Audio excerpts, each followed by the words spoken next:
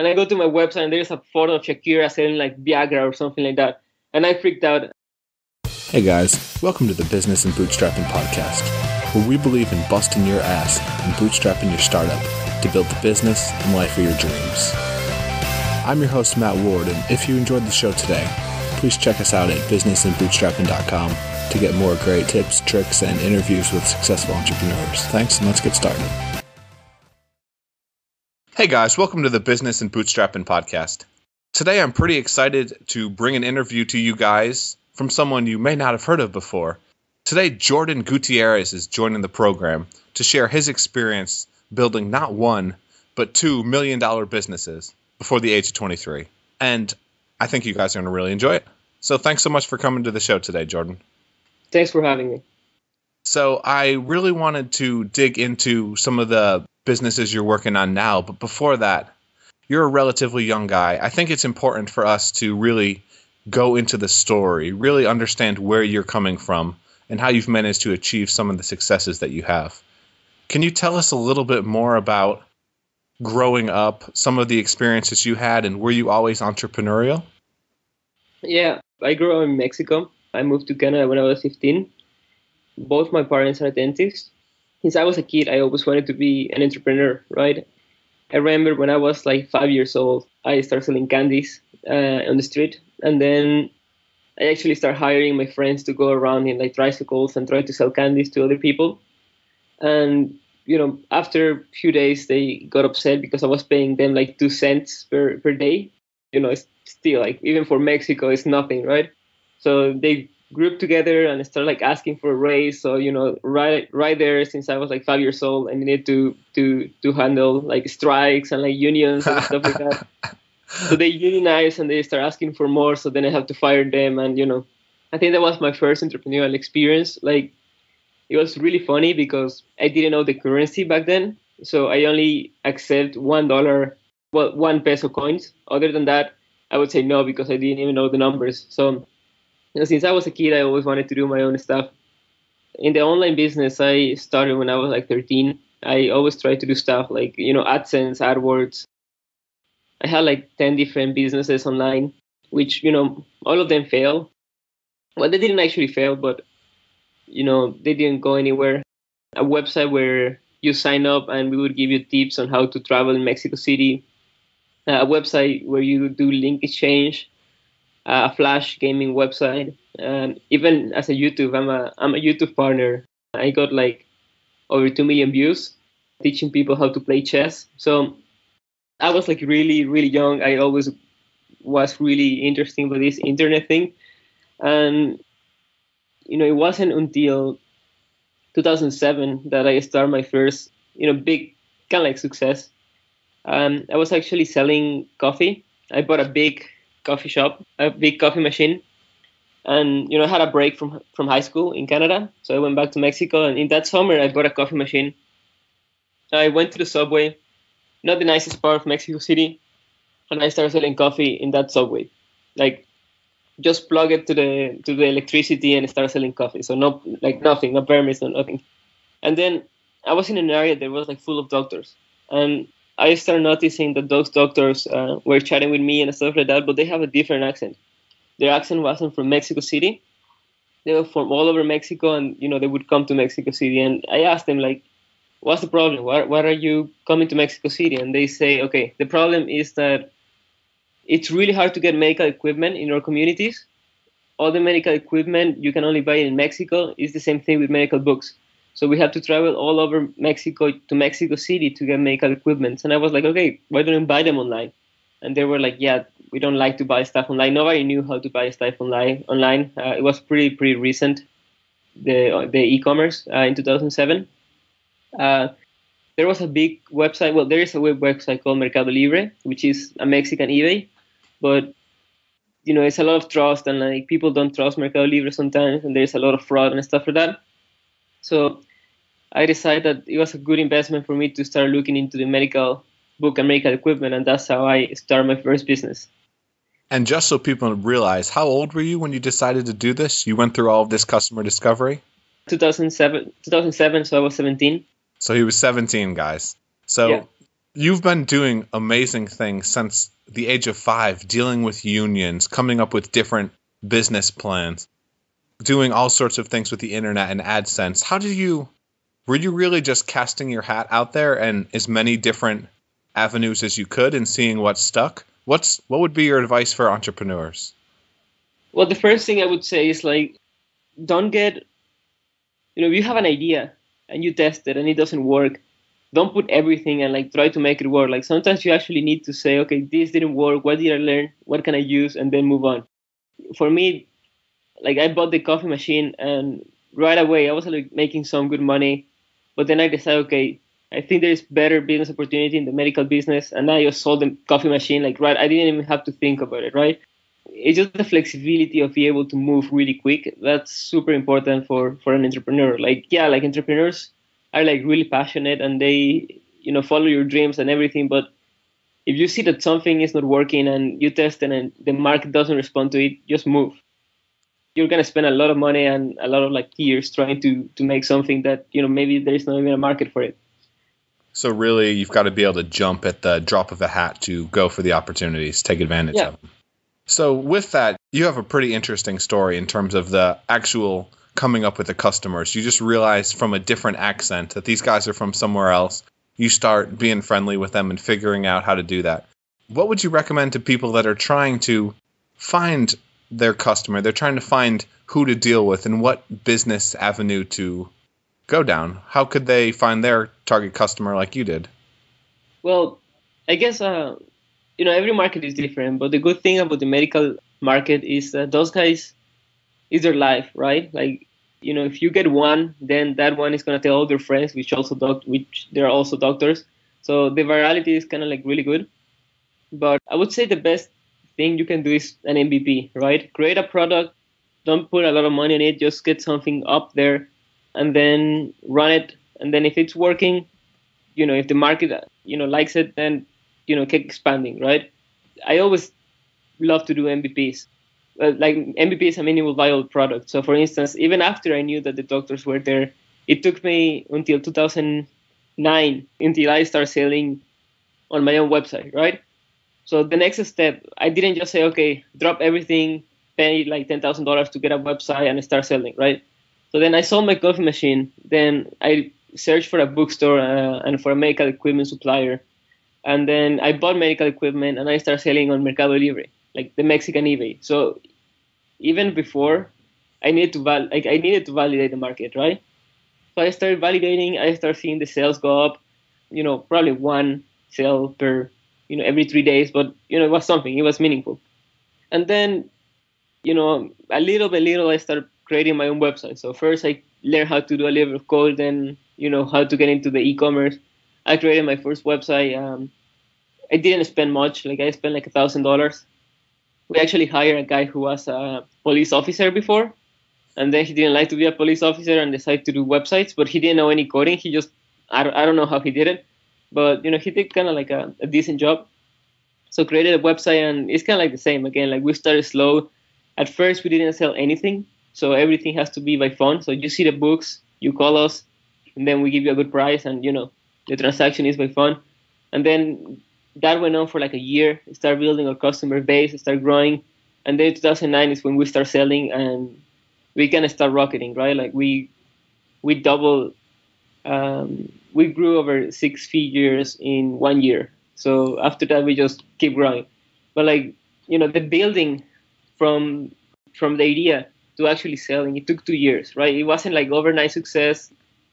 The overnight success, I don't think it exists. Like everything takes years, right? Like even things that look like overnight success, they actually have a lot of work before they actually did it. So it's not really, I don't believe in overnight success. Yeah, people like to sell that dream, but it's really your hard work. You're busting your ass for years trying to make that work. Yeah. How did you go about sourcing suppliers? How did you get the products when you were first putting them up on the Mexican eBay platform? Well, at first it was like drop shipping. So I would buy something and then I would, the problem was that I moved back to Canada, right? So I need to hire someone to buy the products and then ship them, and then I would be in charge of the technology. After a while, I said, okay, this is not that scalable. So I actually partner up with a supplier, and I have to give up a little bit like equity and stuff like that. So they would give me the products at price, and they would handle all the logistics in a way. I would tell them how to do it, and then we kind of like partner up. And that was actually a good decision because there was the right partner, and they have all the connections with publishers and medical equipment companies. And from that we just partner up, and it worked out. What were some of the challenges you had, if any, starting the business, getting these business deals in place? You're 17 years old. I'm sure some people had age issues on that. Yeah, people sometimes, when you're that young, people don't take you serious. Like, I remember, I overheard people talking about me, and they were like, oh yeah, this guy is really, really young. Like, he's really super driven. And people are like, oh, so is he that young? How old is he? Like 29? It's like, no, like 18. And the people would freak out. But there were a lot of challenges, right? Well, I didn't know how to ship, so I needed to go and buy prepaid guides to make it cheaper. And I had no idea how to do it. Like, we have to pretty much figure out everything from zero. The Mexican government passed a law, so we have to sue the Mexican government. Oh, man. Yeah, like, sometimes, like, the situation in Mexico was really bad in 2010, 2011. So sometimes there was a shipping, and, there were, like, whole cities that, the shipping company wouldn't enter, right? It's like, yeah, it's too dangerous for us to get in there. So, we have to handle that. Also, support in Mexico. People are not really used to doing good support in Mexico, so we have to train to do, like, really good support. Live chat, hand holding them. Oh, the worst one is, I don't really like this one, but 2010, I never cared about school, right? Like, I just did marginally well. Just keep it a good level. My final exam, the last exam, is like, okay, if I pass this exam, I'm going to get a good grade. Like, everything was calculated. If I don't pass this exam, I'm going to do like in my entire career. So it's like the last exam is like, tomorrow I'm going to pull an all-nighter, just do it well. And then they call me from Mexico, and they're like, hey, Jordan, there is a photo of Shakira in your website. And I was like, why is a photo of Shakira on the website? And it's like, I don't know, like, take a look. And I go to my website, and there's a photo of Shakira selling like Viagra or something like that. And I freaked out. And what happened is, like, some hacker actually got into my website, started putting like JavaScript, and I started redirecting everything. And for the next 3 days, I didn't sleep. I just tried to fix it, managing everything. Like, I was like 20. I was like crying. It's like, oh, stupid hacker. And then like he come back and then change something and then like fix something. And then it's like, and when I was doing the exam, I was just like completely dead. I failed the exam, and I didn't do well, and my grades dropped a lot. But yeah, it's kind of like stuff like that, right? I have to give up school and kind of like socialize to actually create a business. Like, the social part was, I remember one day I went drinking, then I got home, and it's like, I was a little bit drunk. A great way to do a little bit of work. So I start coding. I was like, oh, I can code. I commit my code. I upload to the website, and then I went to sleep. And then in the morning, like, people start calling me 6 a.m. and like, oh, the website is broken. The website is broken. The website is broken. I'm like, what? Then I kind of like hang over, start looking at it, look at my code, and like everything broken. Like, I didn't even test it. It was really bad. So at that point, I thought, okay, this really sucks. Like, this is actually serious. Like, this is a real business. At that point, we had like 20 people. Like, 20 people depend on me. I cannot just go and drink and then, party. So kind of stopped doing that. But yeah, like, it's not easy. Like, you have to give up. In my case, it was social life and grades. But I think it ended up really well. What were some of the challenges or some of the fears you had? You're a 20-year-old guy, and you're running 20 other people's lives. They're dependent on you for their income and keeping themselves afloat. Did you have any challenges with that? Well, some people weren't comfortable to have someone who's 20 years old telling them what to do. So we fired those people.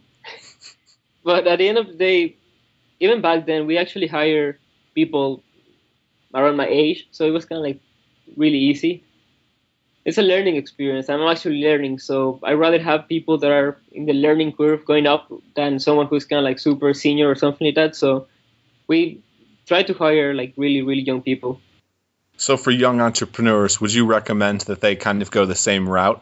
not try to hire some 50-year-old corporate guy to run their No, business or no. get some kids, some people they can relate to? Even at Wishbone is more solid company. Like, well, it's not solid, but like it's Canadian based company. Still, the average age is like 24, 25. Like, I'd like to be really, really hands on of my business, right? I wouldn't get someone who is kind of like experienced in a way. I'd rather just train them the way I like them to be, because the other point is like this is online marketing and online business, right? Like it's really, really hard to find someone who has more than 6 years experience in this business. Like it's not really like that. It's people who, in this business in particular, it's really, really young business, right? So people who's been doing like marketing for 30 years, they already know how to do marketing, but it's a different marketing, a completely different marketing. So I don't think there is an advantage of hiring someone who has like experience in a special field. At the same time, to be honest, I'm also against raising money and going crazy. I'd rather build something that is profitable and then scale it. The idea of like, oh, we're going to get $5 million and we don't care about revenue or profit. We just want to get the market. It's stupid. It's a recipe of disaster. Like any company, the goal of any company is profit, right? Like all the acquired the marketing, giving products for free, I don't think it's a good approach. That's why I wanted to have you on. I think you're a pretty good poster boy for the bootstrapped entrepreneur working to build something meaningful. So you were talking about Wishpond, kind of an email marketing and platform based around that. Can you tell us a little bit more about how that works and what you're doing to grow the business? Well, Wishpond is a different story. So after my graduation, I got a couple of awards and I was like in a couple of newspapers.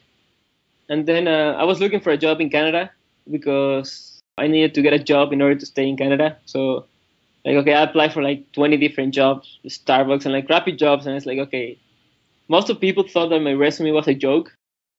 Wait, so why were you applying for jobs at this point? You have a company that's doing amazing.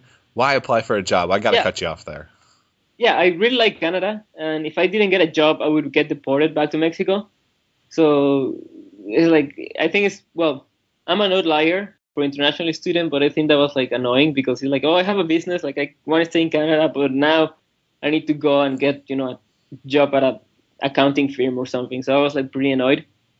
But this company, Wishbone, they were like doing some local search. They saw my ad and then they called me for an interview and we matched and it's like, oh, sure. Like I told them I'm not gonna drop Libre Leo.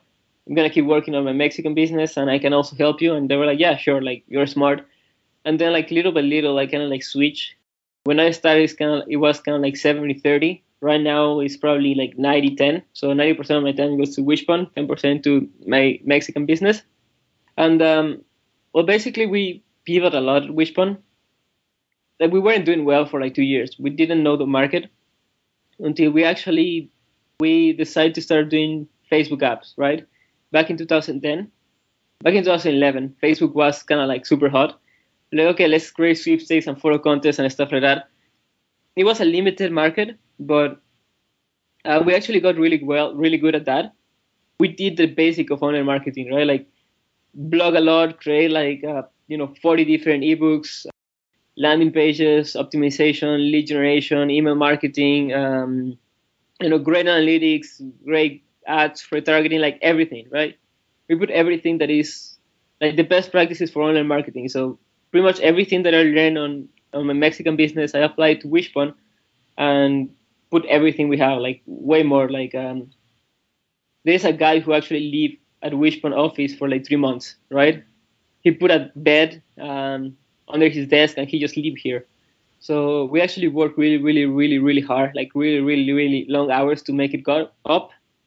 And then I think like 8 months ago, we saw the Facebook market and it's like, okay, running a sweepstakes on Facebook is not really something that you need, right? It's like, oh, I'm starting a business. I need to run a sweepstakes on Facebook, right? Like it's not, like honestly, it's not that good. Even the likes, like getting likes is like you cannot go to the bank and say, okay, I want to pay with likes. Like it doesn't really work that way. So we thought about that and said, okay, we were really successful at doing campaigns on Facebook and, being a SaaS for Facebook. So how did we do it?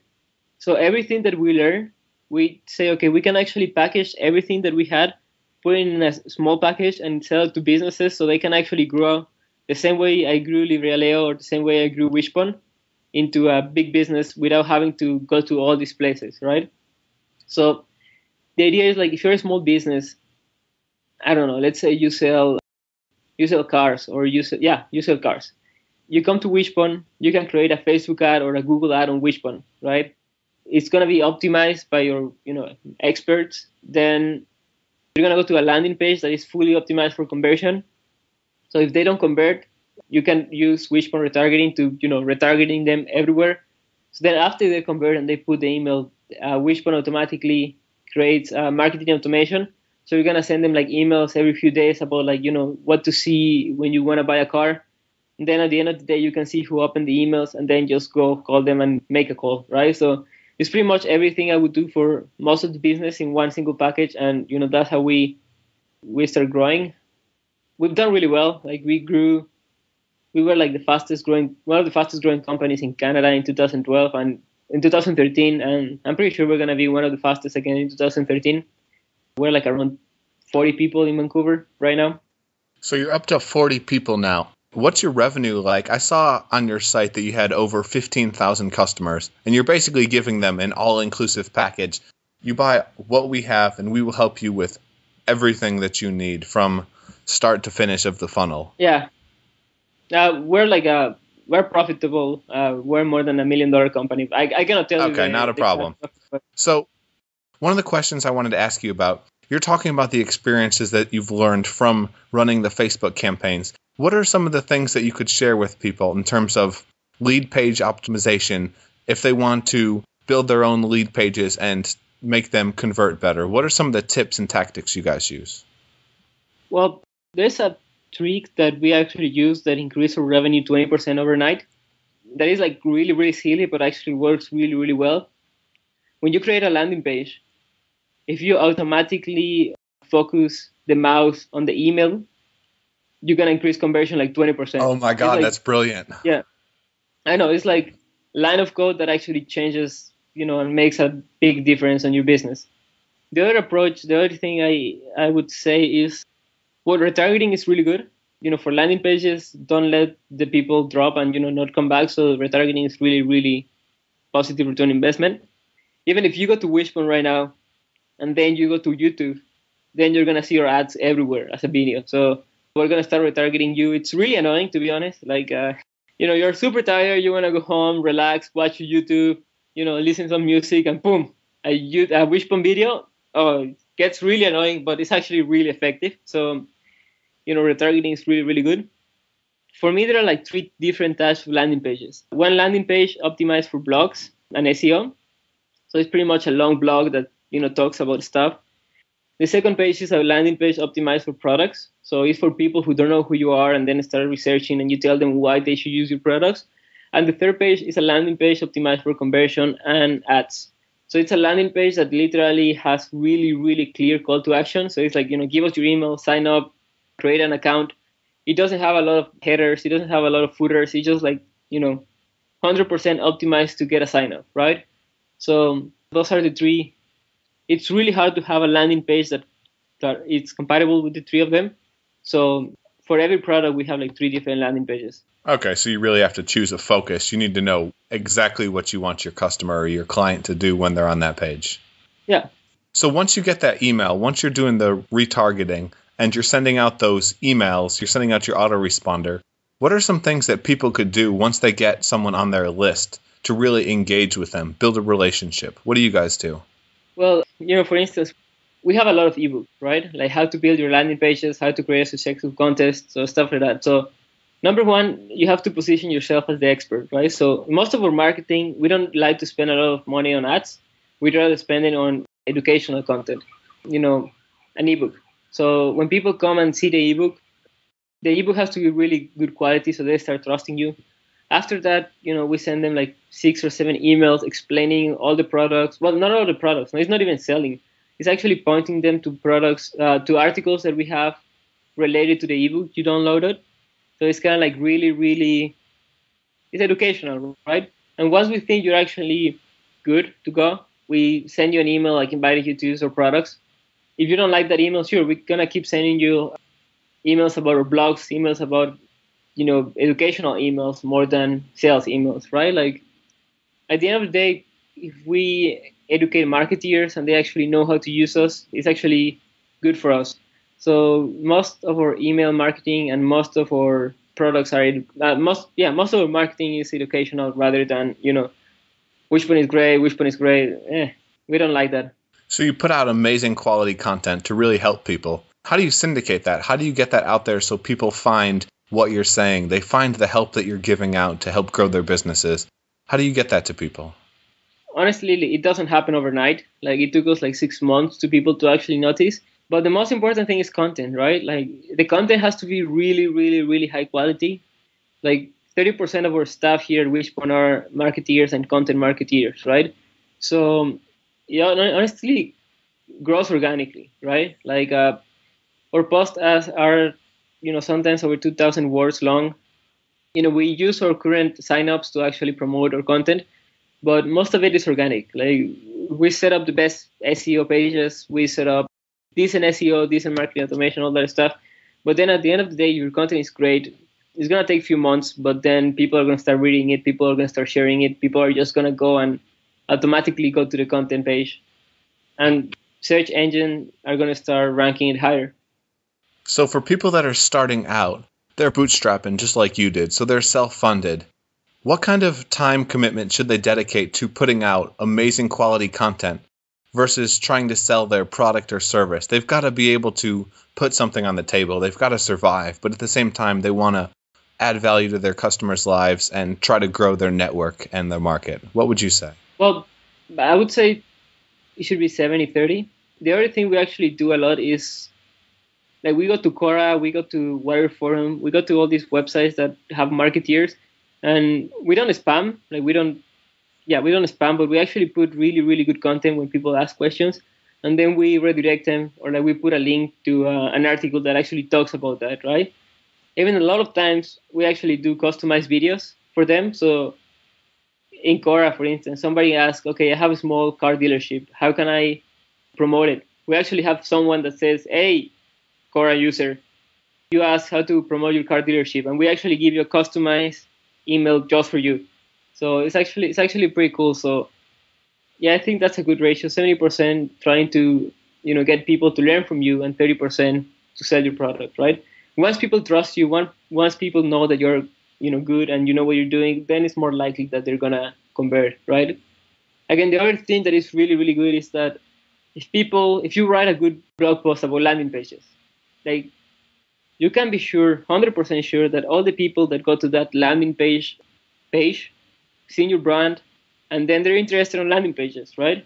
So if they visit your blog, then you can actually start putting retargeting to those people and try to get them from the blog to your product. So that's also really, really good approach to have. So you get people with education, and then once they see your education, you start like targeting with products. Have you done any other interviews outside of this? Because I think you guys have a really great product. I would love to try to help you get on some other larger shows. My audience is not huge at the moment, but there are some, and I believe their audiences would really benefit from what you have. It sounds like you have a great program for helping get people all the way from leads into customers. Is that something you'd be interested in doing? Just kind of random. Yeah, for sure. For sure. I've done a couple of podcasts. I speak at meetups, local meetups and stuff like that. I've done a couple of podcasts, but yeah, honestly, we've been inside Wishbone office like 80 hours a week, so we haven't actually been able to start reaching for podcasters and stuff like that. But it's something that we would love to do anytime. Yeah, sure. I've got a couple friends in the community. I'll try to hook you up. They've got some audiences. So what I wanted to ask you next, you've got a big team and you're running 2 businesses. What do you do to manage the team? What kind of systems do you have in place? How do you keep everything under control? Well, I don't like micromanaging. I don't like and I can't micromanage, right? So we actually have processes.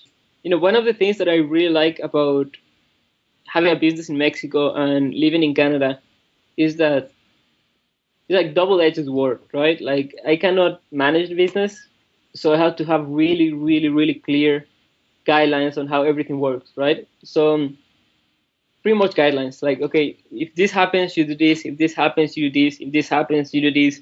If this happens and you don't know what to do, just maybe talk to someone else. If he doesn't know, then talk to me, right? So we treat like we're working with adults, right? Like we expect people to actually know how to think and how to, take initiative and take the right decision. If they don't take the right decision, that's good. They're gonna make mistakes, yeah. Like we make a lot of mistakes, the employees and us and like everybody. We do a lot of really stupid mistakes, but at the end of the day, mistakes happen because we're moving, right? So I really don't like to have my hands in micromanaging people. How do you find amazing people to add to your team? People that really can function on their own, they can think independently and really help you grow the business without too much headache. Oh, I don't know. It's trial and error. We hire a lot of people, we fire a lot of people. It's just trial and error, yeah. Do you ever get any heartache? I know you've kind of been through this your entire life. You started out with these strikes when you were 5 years old. Do you ever have any trouble firing people or letting people go, or is that something that you've kind of been able to get over? Well, it's something you have. It's not something that you enjoy. Like, oh, I really looking forward to go and fire this guy. Like, it's not really fun, but it's something you have to do. And at the end of the day, it's nothing personal. Like everything is business related. We try to be really selective with the people we hire, but again, like if something doesn't work out, we just have to move, right? And to be honest, because of the culture we have at Wishbone, we wouldn't have to fire you. You probably leave yourself. Like, some people just want to be told what to do. Like, if you're one of those people, you would not thrive at Wishbone, right? Or at Laleo. So, it's kind of like organic. Okay. So I had a question for you. I read an article and it said, basically, you're not taking too much money out of your business. You've got two multi-million-dollar, or at least over $1 million businesses, and you're kind of reinvesting as much as you can into the business. What would you recommend to someone who's bootstrapping their own business, trying to grow something? They're starting to be a bit more successful. They're starting to step their game up. When is okay for them to take some money out of the business to really get off the ramen noodles and get something a little bit more substantial? And when do you just have to push through? What's your view? I don't know. I still living really really cheap. Like I say, if you're an entrepreneur and you're trying to be an entrepreneur because of the money, you're gonna fail. You have to be an entrepreneur because you're passionate about building products, doing stuff that actually makes a big change. It's never about the money. I would say, yeah, maybe you take some luxuries and stuff like that, but I don't know, like money is not really that important. And if you see money as the most important thing, maybe take a job as a, I don't know, lawyer or something. Entrepreneurship, I don't think it's about money. So why did you start a second company? If you had a very successful company in Mexico, you're helping out a good portion of the country to get medical supplies and textbooks. Why start Wishpond? I didn't start Wishpond, right? Wishpond existed. Like they kind of like hire me, and right now I kind of like I'm the COO, so there's still a CEO here. It started as immigration thing. I mean, let's be honest. Like I didn't want to get a job if I could avoid it. I would never get a job again. Like I love entrepreneurship, and I started as an employee at Wishpond, but then it actually got like a challenge, right? Like it's like, okay, I've done it in Mexico. It's not a hard business. Like, well, it's a hard business. It's really, really tough. But, I want to go to the next league, right, which is global market. So for me, it's really, really cool that we do something and, the change we do actually affects people everywhere, right? Like, Wishpond is global. So we have clients in Brazil, Mexico, Spain. We have a nation team. We have 5 different international teams. So I don't know, like the fact that you're actually doing everything international is really, really, really cool. So it's pretty much passion for entrepreneurship. After Wishbone, I'm pretty sure I'm going to go back to Mexico and just put everything on Laleo again and make it grow and start expanding to Latin America and the developing countries. We have a really clear goal, which is like providing the developing countries with tools and medical equipment that is only available in the first world countries at a really affordable price. So it's a big task. So I'm pretty sure after Wishbone, I'm gonna go back and keep growing that business. Why wait? I know it might be tough to answer because it looks like you're at work right now, but you've got this opportunity. You're in the game. You're doing well. If you give other people a chance to catch up to you, you might lose some ground, lose your opportunity to really transform a good part of the Latin America and the third world countries you're trying to help so much. Why wait? I don't take decisions based on fear. If somebody catch up, I'm gonna be super excited to compete with them. Amazon just start selling in Mexico. I was actually happy. Like it's like finally I'm gonna have a worthy competitor of my business. Like I don't take decisions based on fear. And if you're an entrepreneur, you shouldn't do that. I'm trying to be really rational. I'm learning a lot from Wishbone. It's a global business. I really like Wishbone, but yeah, at the end of the day, I won't be here for more than 5 years. It's a learning experience, but at the end, it's again, go back to entrepreneurship, right? Are you taking everything you're learning in Wishpond right now and trying to implement some of the retargeting, some of the lead generation and autoresponder campaigns into Lalio? Actually, it was a little bit different. When I first started Wishbone, it was everything I learned from Laleo, put it into Wishbone. And then right now it's a little bit different. Like everything I learned about Wishbone, put it in Laleo. The other cool thing about this is I'm not a developer, right? Like I know how to code, but I wouldn't call myself a developer. And at Wishbone, the CEO is a developer, right? He's our main developer. We have a really good technology team, and one of the most valuable things I learned at Wishbone is technology, right? So a lot of technology that we start using at Wishbone, I can actually use it at LibreAleo. So that's actually really cool. Kind of like exporting technology and importing marketing. So that's another big plus. Yeah, you're basically learning from both and helping to add to the sum of the parts. So you've been amazingly helpful today, Jordan. You've been a great guest, and I definitely want to try to help you kind of grow Wishpond in the future because I think it's a great product. I want to know, what's the best piece of advice? What's something that you would like to share with entrepreneurs? A story, a motivational quote, something that could really change their lives or change the face of their business. What would you like to tell them? Well, I think that my main advice is what I told you about, like raising money and like profit and getting the market. Like if you have a product and nobody is willing to pay for your product, you're doing something wrong.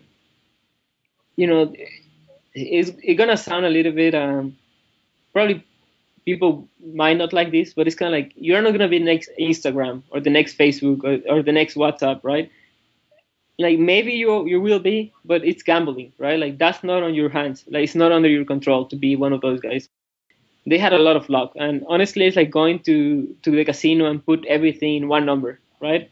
I don't like to bet, and I think the best approach is to actually build a business that is profitable, right?